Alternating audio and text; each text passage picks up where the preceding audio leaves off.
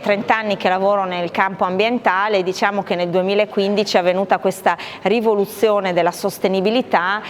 in quanto sia dal punto di vista del mondo finanziario che del mondo ambientalista è emersa questa necessità di impegnarsi sulla riduzione dell'impronta climatica. La sfida ovviamente tocca le imprese e quindi tutto il comparto economico e può essere una sfida di sviluppo e di potenzialità